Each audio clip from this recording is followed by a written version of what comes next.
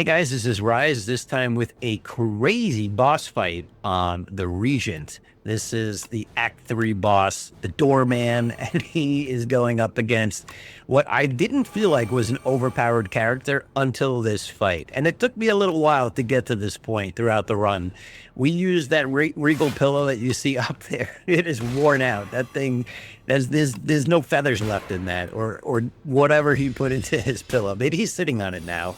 But we had to use that all run long to stay alive because this character, we're struggling to start up. However, with everything that we've got going on with these relics, we're pretty strong. We've got the pails, I'm not sure what it's called, but the molding where you double the defense of the first card that you play. That's great for cards like Reflect.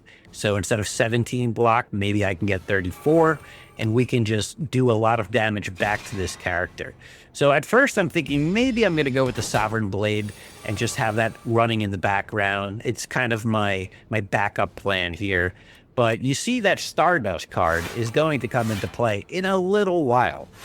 First, we've got to get through the actual door a little bit here. So this is actually good.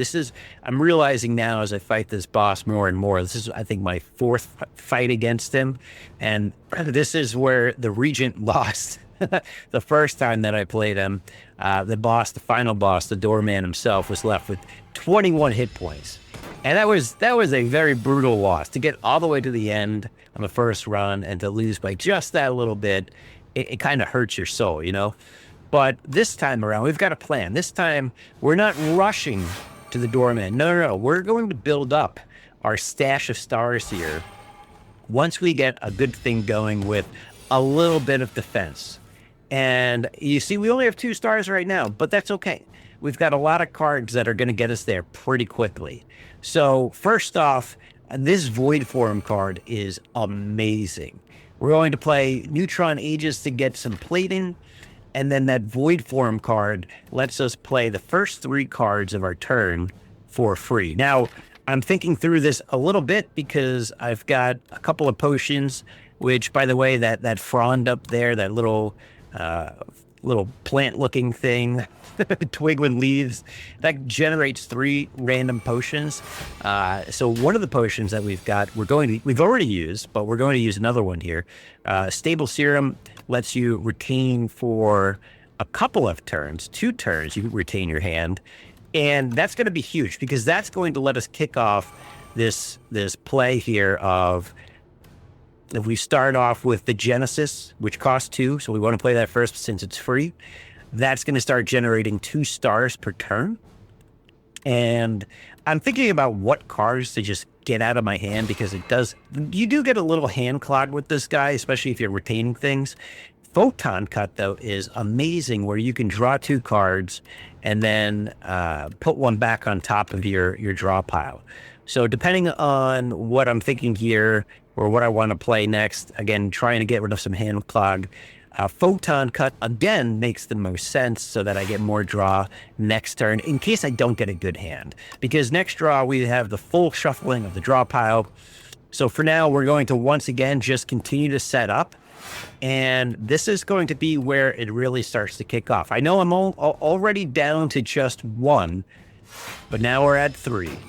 And this is where it all begins. This is where the fun starts. I thought about playing Astral Pulse, and I said, you know what? No, we're full blocking. We don't want to call the Doorman yet. Yes, this guy's getting some more strength, but that's okay, because now we can start doing some good stuff here. Photon Cut, Hidden Cache, Glow, all this stuff is going to come into play.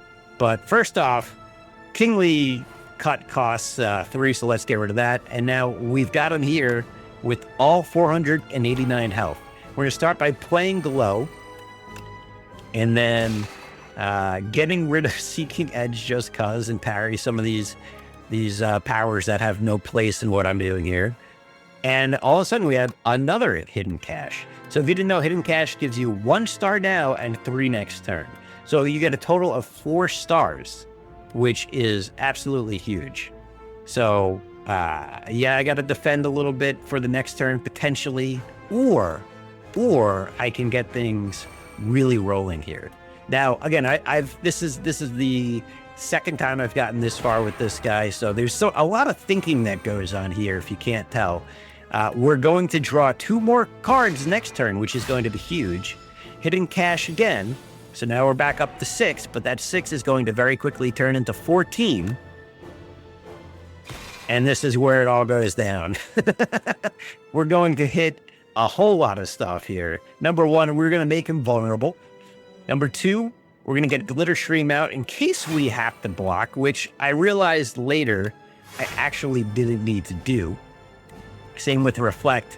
We play Reflect.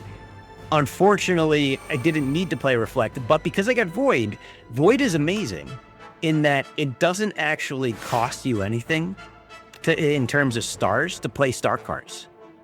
Now, we're going to full block one more time here for the final setup.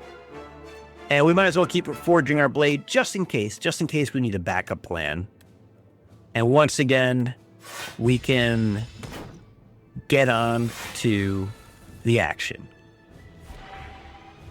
Stardust is in hand. Gigantification potion. This is your time to shine. We've got that 1 vulnerable left. Glow came back, so we get another 2 here.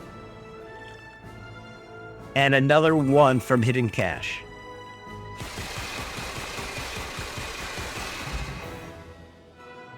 $27 times 24 is 648 damage. Not bad. Well played, Regent. Well played. Really enjoying this character. Hope you're enjoying some of this content coming out. There's some wild stuff that you can do in Spire too, and I'm definitely enjoying it, as you can tell. Come back and see the next video. There'll probably be another one tomorrow. Thanks for watching.